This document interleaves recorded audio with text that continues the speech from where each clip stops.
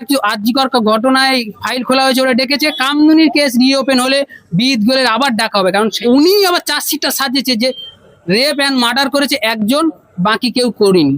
তা আমার দিদির বডিটাকে দুটো ঠ্যাং ধরে নাভি পর্যন্ত চিরে দিল একজন। কোনো জ্যোতিপ্রিয় মল্লিক আর মমতার নির্দেশ আর বিদ গোয়েলের নির্দেশে চার্জশিট থেকে শুরু করে মেডিকেল থেকে রিপোর্ট থেকে শুরু করে সব ওদের নির্দেশে সাজানো হয়েছে। আসল সব থেকে বড় চোর হলো মমতা বন্দ্যোপাধ্যায়।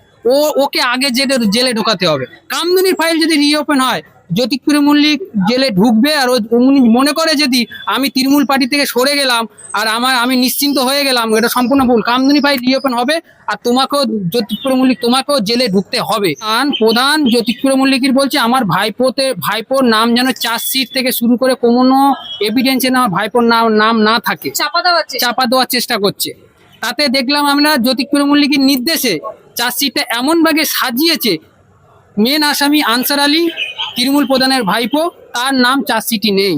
ও পুলিশ মন্ত্রী কে ছিল? মমতা বন্দ্যোপাধ্যায়। আমাদের কেসটা তদন্ত করেছে কে? বিদ গোয়েল। কার নির্দেশে এইটা করেছে? মমতার নির্দেশে। মমতা কার কাছে খবর নিয়েছে? জ্যোতিপ্রিয় মল্লিকের খবর কে দিয়েছে? তৃণমূল প্রধান খবরটা দিয়েছে। প্রধানের ভাইপুইটাই ঘটনাটা ঘটিয়েছে। মনে করে আমি এখন তৃণমূল ছেড়ে চলে গেলাম, আমি সন্ন্যাসী হয়ে গেলাম, ওটা হবে না। তোমাকে জেলে ঢুকতেই হবে, আর তোমাকে জেলে এই কামদুনি কেসেই তোমাকে ঢোকাব। আমার প্রথম কথা হলো জ্যোতিপ্রিয় মল্লিকের নিয়ে। জ্যোতিপ্রিয় মল্লিক এখন কেন পার্টি থেকে সরে যাচ্ছে? যাতে ও চাইছে যে আমি যদি পার্টি থেকে সরে যাই আর কামদুনির ফাইল যদি উনি চাইছে যদি আমি সরে যাই, তাহলে আমি তৃণমূল পার্টি থেকে আমি দুহাত তুলে আমি নিশ্চিন্তে থাকবো। কিন্তু সম্পূর্ণ ভুল। যদি কামদুনির ফাইল রিওপেন হয়, মাননীয় মুখ্যমন্ত্রী এবং সমীর ভট্টাচার্য এবং শুভেন্দু মহাশয় বলেছে কামদুনির ফাইল রিওপেন হবে। কামদুনির ফাইল রিওপেন হলে আগে ঢুকবে জ্যোতিপ্রিয় মল্লিক, কারণ আমাদের ঘটনাটা ঘটিয়েছিল তৃণমূল প্রধানের ভাইপো। আর বারাসাতে যে জেলা পরিষদ অফিসটা পুরো দায়িত্ব জ্যোতিপ্রিয় মল্লিক দিয়েছিল মতিয়া সাপুই, আমাদের আসামি প্রধানের ভাইপো। জ্যোতিপ্রিয় মল্লিক আমাদের প্রধান জ্যোতিপ্রিয় মল্লিকের বলছে আমার ভাইপোর নাম যেন চার্জশিট থেকে শুরু করে কোনো এভিডেন্সে না ভাইপোর নাম না থাকে, চাপা দেওয়ার চেষ্টা করছে। তাতে দেখলাম আমরা জ্যোতিপ্রিয় মল্লিকের নির্দেশে চার্জশিটটা এমন ভাবে সাজিয়েছে, মেন আসামি আনসার আলী তৃণমূল প্রধানের ভাইপো, তার নাম চার্জশিটই নেই। আমরা এটা পুরোপুরি জ্যোতিপ্রিয় মল্লিক প্রমাণ লোপাট করার চেষ্টা করেছে। কামদুনির ফাইল যদি রিওপেন হয়, জ্যোতিপ্রিয় মল্লিক জেলে ঢুকবে। আর উনি মনে করে যদি আমি তৃণমূল পার্টি থেকে সরে গেলাম আর আমি নিশ্চিন্ত হয়ে গেলাম, এটা সম্পূর্ণ ভুল। কামদুনি ফাইল রিওপেন হবে আর তোমাকেও জ্যোতিপ্রিয় মল্লিক তোমাকেও জেলে ঢুকতে হবে। আর সব থেকে বড় চোর হলো মমতা বন্দ্যোপাধ্যায়। কিন্তু তিনি তো বলছে আমি খুব অসুস্থতার প্রসঙ্গটা টেনে তিনি বলছেন আমি ইস্তফা দিলাম। কে? জ্যোতিপ্রিয় মল্লিক। এটা নাটক, এটা সম্পূর্ণ নাটক। উনি যদি অসুস্থ থাকতো তাহলে এবারে বিধানসভা ভোটে কেন দাঁড়ালো? তাহলে তো অসুস্থ তখনও দেখা দিবে তো যে আমি বিধানসভা দাঁড়াতে পারছি না কারণ আমি অসুস্থ, কারণ হেরে গেছে। আমি দুয়ার তুলে দিলাম যে আমি আর কোনো রাজনীতিতে নেই। কিন্তু ওটা যদি উনি যদি ভেবে থাকে, ওটা সম্পূর্ণ ভুল। ওনার তো জেলে ঢুকতেই হবে। দুর্নীতি প্রমাণ লোপাট, কামদুনি কেস প্রমাণ লোপাট করার জন্যে জ্যোতিপ্রিয় মল্লিক জেলে ঢুকবে। আর যদি আমাদের কেস ফাইল রিওপেন হয়, ও নিশ্চিত ঢুকবে। কিন্তু সেই জায়গায় দাঁড়িয়ে আপনি কিসের ভিত্তিতে এই অভিযোগটা করছেন? আরে প্রধানের ভাইপো, প্রধান কার কথা শুনে? উত্তর 24 পরগনার হারোয়া এবং বন্দ্যোপাধ্যায় কি করছিলেন? মমতা বন্দ্যোপাধ্যায় জ্যোতিপ্রিয় মল্লিকের কথা শুনতো আর প্রধানের কথা শুনতো জ্যোতিপ্রিয় মল্লিক। তাই পুরোপুরি আলটিমেটলি তাই হলো। মমতা বন্দ্যোপাধ্যায় সব জানে। আসল সব থেকে বড় চোর হলো মমতা বন্দ্যোপাধ্যায়। ওকে আগে জেলে ঢোকাতে হবে। আপনি বলছেন মমতা বন্দ্যোপাধ্যায় প্রাক্তন স্বাস্থ্যমন্ত্রীকে আওতায় আনা উচিত। এই দেখুন, আমাদের কেসের যে মেন সাক্ষী ছিল আমার কাকা, অসুস্থ।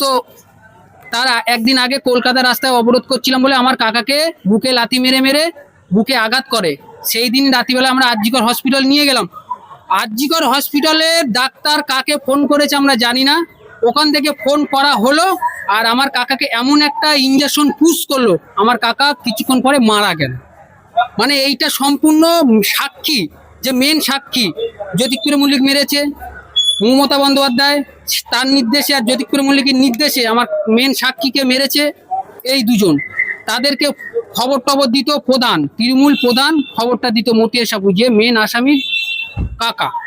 আপনি বলছেন এখনো যে মেন আসামি সে বাইরে ঘুরছে? একদম। যে 4টে আসামি ছাড়া পড়েছে হাইকোর্ট থেকে, আমি রাজ্যের মানুষ কি মনে করছে যে এদের এদের হয়ে রাজ্য সরকার লড়েছিল। সত্যি যদি আমাদের হয়ে রাজ্য সরকার লড়তো, 2023 সালে ওরা যখন ছাড়া পড়ে, 2024 সালে ওদের সরকার থেকে ঘর কি করে দিল এই রাজ্য সরকার, ওদের নামে ইস্যু করে। যে 4 জন ছাড়া পড়েছে সেই 4 জনের নামে সরকার থেকে ঘর দিয়েছে। এরপরেও বলবে যে রাজ্য সরকার আসামিদের হয়ে দেখিনি। মমতা বন্দ্যোপাধ্যায় সরকার ছিল, যারা ধর্ষণ করত, ধর্ষণ ওদের ন্যায় বিচার দিত, কিন্তু যে পরিবারে ধর্ষণ হয়েছে সেই পরিবারে ন্যায় বিচার দিতে পারতো না। পুলিশ প্রশাসন কি করছিল দাদা? ও পুলিশ মন্ত্রী কে ছিল? মমতা বন্দ্যোপাধ্যায়। আমাদের কেসটা তদন্ত করেছে কে? বিহিত গোয়েল। বিহিত গোয়েল কার নির্দেশে এইটা করেছে? মমতার নির্দেশে। মমতা কার কাছে খবর নিয়েছে? জ্যোতিপ্রিয় মল্লিক। জ্যোতিপ্রিয় মল্লিকের খবর কে দিয়েছে? প্রধান, তৃণমূল প্রধান খবরটা দিয়েছে। প্রধানের ভাইপুইতে ঘটনাটা ঘটিয়েছে। বিনীত গোয়েলকে আজকে ডেকে পাঠানো হয়েছে। ওরে ডাকা হোক, আমি যাচ্ছি আরজিকর ঘটনায় ফাইল খোলা হয়েছে, ওরা ডেকেছে। কামদুনির কেস রিওপেন হলে বিহিত গোয়েলের আবার ডাকা হবে, কারণ সেই সময় 2013 সালে উনি সিআইডি পোস্টে ছিল, উনি এই কেসটা পুরো দায়িত্ব ছিল।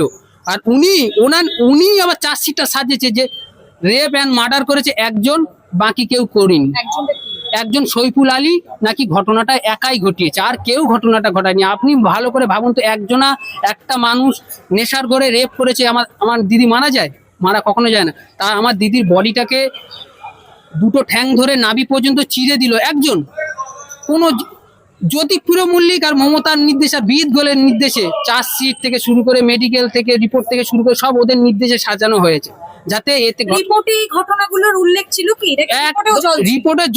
রিপোর্টে জল ছিল। এগুলো হলো মমতা বন্দ্যোপাধ্যায়, বিহিত গোয়েল, জ্যোতিপ্রিয় মল্লিকের নির্দেশে রিপোর্টটা তৈরি করেছে। কিন্তু ফটোটা যে আমার দিদির ডেড বডিটাকে, ওই ফটোটা তো চেঞ্জ করতে পারিনি, কিন্তু ফটোটায় দেখাচ্ছে দিদির বডিটাকে পুরো নাভি পর্যন্ত চিরে দিয়েছে, 2 খণ্ড করে দিয়েছে, বুকের অংশ ছিঁড়ে খেয়েছে, পুরো ফটোতে আছে। কিন্তু সেগুলো পোস্টমর্টম রিপোর্টে বা মেডিকেল রিপোর্টে কেন নেই? আমি বলছি যদি ঠিকঠাক আমাদের তদন্ত হয়, যে আমার দিদি পোস্টমর্টম করেছে, যারা এইসবগুলো কারা পোস্টমর্টম করেছে, কোন হসপিটাল? আরজিকর হসপিটাল পোস্টমর্টম করেছে, সেই পোস্টমর্টমকে ডাকা হোক। কিন্তু দেখুন, যে পোস্টমর্টম করেছে তার কিন্তু চার্জশিটে নাম ছিল, কিন্তু সিআইডি তাকে কোর্টে ডাকিনি, তার চার্জশিটে নাম আছে কিন্তু ডাকিনি। শুধু আমি আজকে একটা কথা বলছি, আমাদের 54 জন সাক্ষীর মধ্যে আমাদের ফ্যামিলির থেকে শুধু 4 জনকে নিয়েছে সাক্ষীতে, আর বাদ বাকি কাউকে নেয়নি। এগুলো হলো মমতা, জ্যোতিপ্রিয় মল্লিক আর বিহিত গোয়েল কোথা থেকে লোক সাজিয়ে এনে আমাদের কেসে সাক্ষী করেছে। আমরা জানিও নি আদে ওরা কোথায় আগারের লোক, কেউ নেই। মাত্র 4 জন ছিল আপনাদের? শুধু আমাদের ফ্যামিলিতে 4 জন, আর কাউকে সাক্ষী দিয়ে নেই, কিন্তু চার্জশিটে তাদের নাম আছে। তারা বলছে আমার একটা দাদা, সে সেই দিনকে আমার দিদিকে বাস স্ট্যান্ডে ছেড়ে দিয়েছে, তার চার্জশিটে নাম আছে, সে জানে আমার কোর্টে ডাকবে, আমি বলবো সত্যি কথা, তাকেও ডাকিনি। এই সিআইডি বিহিত গোয়েল, জ্যোতিপ্রিয় মল্লিক আর মমতা বন্দ্যোপাধ্যায়ের নির্দেশে এই কেসটা হয়েছে। জ্যোতিপ্রিয় মল্লিক কি গা বাঁচাতেই তাহলে ইস্তফা দিল? জ্যোতিপ্রিয় মল্লিক চাইছে আমি যদি এখন তৃণমূল থেকে সরে যাই তাহলে আমি 7 খুন মাপ, কিন্তু উনি ভুলে আছে প্রমাণ লোপাট করার জন্যে, তদন্ত করার জন্যে উনি জেলে ঢুকবে। এবং দেখুন, আমার চাকরি দিয়েছে, মমতা বন্দ্যোপাধ্যায় বলেছিল 2 বছর পর তোমার চাকরিটা পার্মানেন্ট করে দেবো। ঠিক আমার চাকরিটা যখন 2 বছর হয়ে যায়, আমার জায়গায় জ্যোতিপ্রিয় মল্লিক টাকা খেয়ে একজনকে গ্রুপ ডির চাকরি দেয়। 2 বছর যে আমার চাকরিটা হয়ে যায়, কিন্তু আমার হওয়ার কথা পার্মানেন্ট, সেই জায়গাটা আমার না করে জ্যোতিপ্রিয় মল্লিক একজনের কাছ থেকে টাকা খেয়ে তার পার্মানেন্ট চাকরি করে দিল, কিন্তু আমার করে দিল না। এই দুর্নীতিও জ্যোতিপ্রিয় মল্লিক ঢুকবে, মনে করে আমি এখন তৃণমূল ছেড়ে চলে গেলাম, আমি সন্ন্যাসী হয়ে গেলাম। ওটা হবে না, তোমাকে জেলে ঢুকতেই হবে। আর তোমাকে জেলে এই কামদুনি কেসেই তোমাকে ঢোকাবো, তদন্ত মানে লোপাট করার জন্যে তোমাকে জেলে ঢুকতেই হবে।